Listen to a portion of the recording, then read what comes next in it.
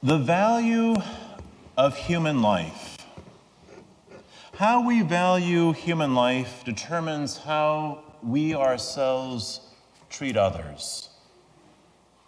The poor, the handicapped, the unborn, the infirm, those who are dying, not to mention the person who makes maybe life difficult for us, or maybe that one that we can't forgive. And the question is fundamental. Where does the value of human life come from? Where do we get the value of our human life? And why does human life have worth at all? Why does it have any meaning? Why does it have any value? Actually, to put it in a nutshell, human life has value the same reason gold has value. And to illustrate this, what I mean regarding the value of gold, I'd like to tell you a little story about a man who wrote a book called The Holocaust. His name was Martin Gilbert. And he tells about a concentration camp and a prisoner who was in this particular camp. This man was arrested by the Nazis, and he himself, before he was arrested, was a jeweler who worked in Holland. And although the Nazis had confiscated all the gold and all the possessions that this man had, he was able to himself smuggle a small amount of gold into that prison. And he thought one day when this prison is liberated or when he escapes from this prison, he could use that gold himself to begin his life anew. But as that man went through that prison and he began to lose weight, he began to struggle from starvation in that concentration camp, from the hard labor, he looked at that gold that he had in his pocket and he thought to himself, what value does this have to me anymore? And so he showed it to one of the prison guards there, and he asked him what that prison guard could give him in exchange for the gold that he had. The following day, the prison guard brought him a couple of potatoes that were small in size, starting to shrivel up, and were rotten on one end. But seeing this man's plight, his starvation, he gave him the gold in exchange for those potatoes. And he began to eat those potatoes as quickly as possible. And Martin Gilbert points out to us, and he comments that this exchange represents a precise scale of worth. In that concentration camp, a few scraps of food that was rotting, were more valuable than gold. What we see here is that gold has value because of the price that someone's willing to pay for it. That gold has value because of the price that someone is willing to pay for it. And something similar applies to the value of human life. This Sunday, we hear the price someone is willing to pay for human life. To pay for that human life for you, to pay for that human life for me.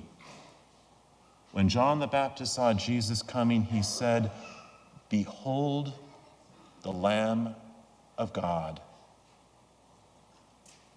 In the Old Testament, each year, they used to take a lamb, a young male sheep who was only a year old, and they took this particular sheep because its wool and because the food was most tender at that time, and it had the highest price, it had the highest value.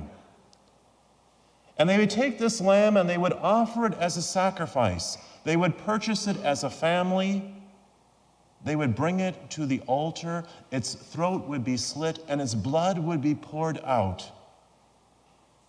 And in doing so, the people were themselves restored to God. When St. John the Baptist said, "Behold the Lamb of God who takes away the sins of the world," like a young sheep placed on an altar, Jesus would give his entire blood for us. He would lay down his entire life. And that's the greatest price. Because not only was he a man, it was God laying down his life completely for you and for me. If you were to ask where our value comes from, you would have to say it's not because of our intelligence, nor because we're so charming or so good or so beautiful or so strong. Although you and I, we may have some of those qualities in our lives. But ultimately, our worth does not come from our brilliance or our virtue or our beauty or our strength. We're valuable because someone was willing to pay a great price for us. It's important for us today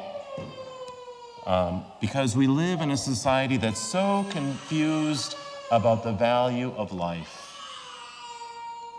For example, when someone finds their life worthless, when they're in maybe those dying days, they're struggling from a particular illness, they want to involve the rest of us, they want to involve the medical profession, and then they call it death with dignity.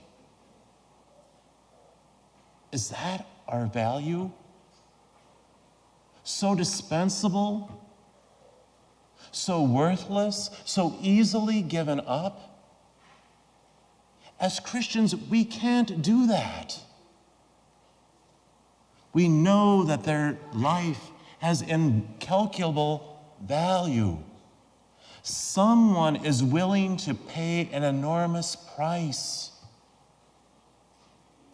And the Lamb of God has paid that price.